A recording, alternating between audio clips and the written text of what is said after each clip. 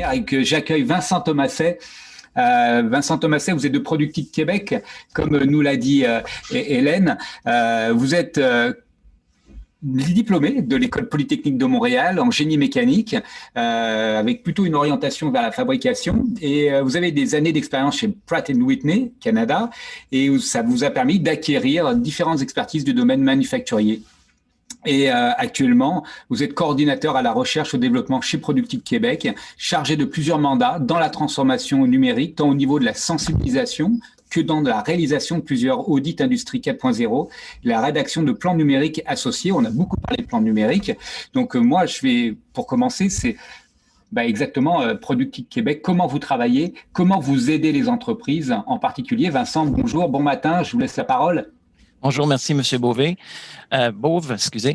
Merci aussi aux autres intervenants qui ont fait une belle mise en bouche là, qui permet de bien positionner le travail autant de Productique que des autres intervenants qui viennent après nous.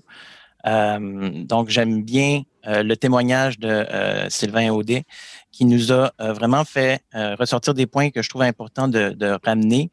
Le premier, c'est au niveau du retour sur l'investissement d'un projet numérique qui n'est pas toujours clair au début. Et je pense que des témoignages comme celui de Métallus est super important pour aider les PME à embarquer dans le virage numérique. On a beaucoup travaillé à dire qu'est-ce que c'était Industrie 4.0, qu'est-ce que c'était les outils numériques, mais des témoignages de personnes qui l'ont intégré et qui en ont vu les bénéfices. Je pense que c'est là qu'on est rendu au niveau des PME québécoises, d'avoir des histoires à succès. Donc, merci aux organisateurs de cet événement. Ce qui est ressorti aussi d'intéressant, c'est que ça doit être des projets technologiques. C'est vraiment l'humain qui est dans l'adoption. Donc, c'est vraiment l'humain qui va décider ou pas d'utiliser la techno. Et ça, c'est très important. Et aussi, il nous a fait part de l'ouverture à l'externe. Donc, comment, pour réaliser des projets de transformation numérique, on a besoin de tout l'écosystème pour venir nous appuyer. Puis je pense qu'on a beaucoup d'intervenants qui vont aider là-dessus. Donc, je pars avec ça et puis j'explique un peu comment on peut venir appuyer les initiatives en transformation numérique. Productique Québec, voilà. On fait donc dans la transformation numérique, notre domaine d'application, c'est tous les logiciels appliqués au domaine manufacturier, que ce soit les systèmes ERP, MES, CAO, FAO, automatisation industrielle. On fait partie du réseau Synchronex et c'est pour ça que j'ai mis la diapo ici. On est 59 centres et chacun a son expertise propre. Et on a regroupé les 14 CCTT dont les champs de compétences s'orientent autour de la transformation numérique dans ce qu'on a appelé l'escouade numérique Synchronex. On parlait tantôt d'ouverture à l'externe, d'aller chercher des compétences spécialisées. C'est la même chose, c'est la même chose qu'on a fait dans ce regroupement-là.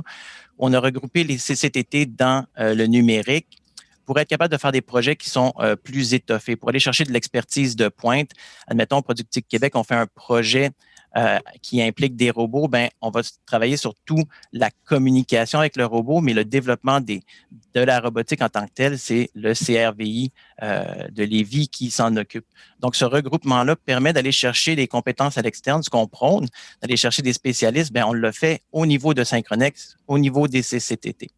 Donc, c'est quelque chose qui est important. On prêche ce mode de travail, on fait la même chose, que ce soit entre les CCTT, mais aussi donc avec IntelliLab, avec le CEGEMI, et aussi avec d'autres projets où ensuite on fait de la passation du projet vers des personnes qui sont au niveau des intégrateurs et au niveau aussi de start-up. Donc, c'était la petite parenthèse.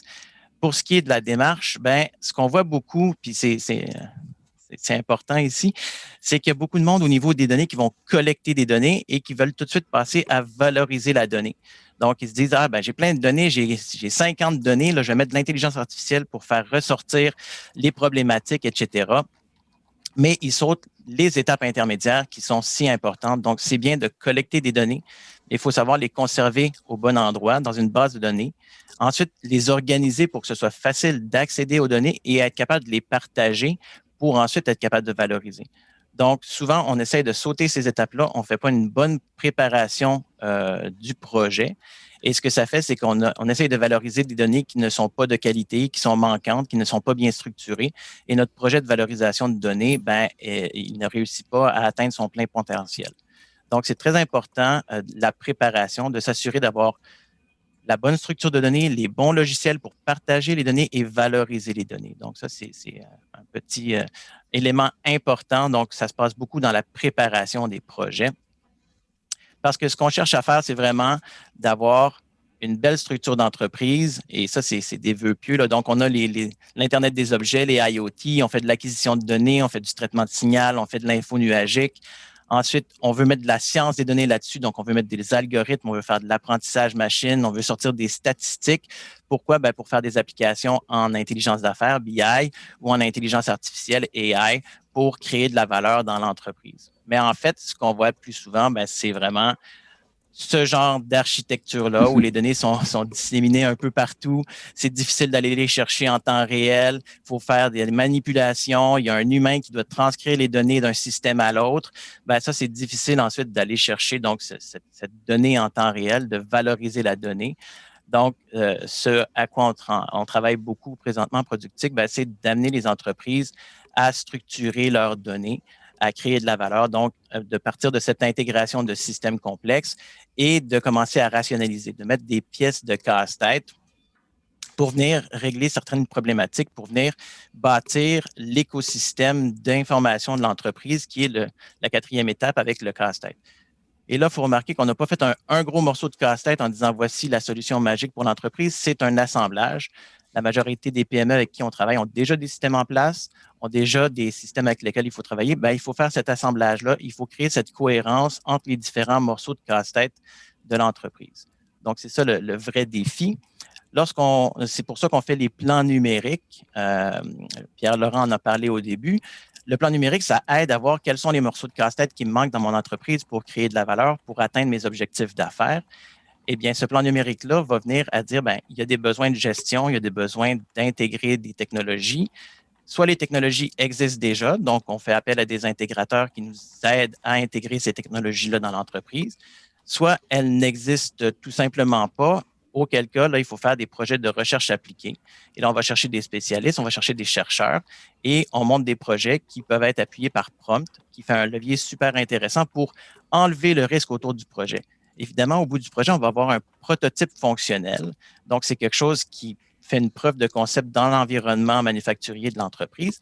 Ça va prendre des intégrateurs privés pour venir faire une industrialisation du projet de recherche en technologie, ou si c'est prometteur, bien, d'avoir une spin-off ou d'avoir une start-up qui va prendre cette preuve de concept et qui va en faire un produit industriel et supporté. C'est pour ça que tout l'écosystème est super important parce que nous, Productique, on peut vous amener jusqu'à des choix technologiques, des prototypes fonctionnels, mais ça prend les personnes du REAI, de Centec pour venir prendre ces technologies prometteuses, ces opportunités-là et en faire des produits commerciaux pour venir appuyer les entreprises comme celle de Sylvain Audet. C'est un peu là où on se positionne dans l'écosystème. Et puis, je vais passer la parole aux autres pour faire la continuité dans cette innovation. Merci beaucoup, Vincent. C'est très clair et on voit vraiment que c'est un chemin où il faut être résilient, j'allais dire, une fois qu'on y est engagé, capable de collaboration, mais l'innovation va avec, hein, de toute façon. Et puis, vous l'avez très bien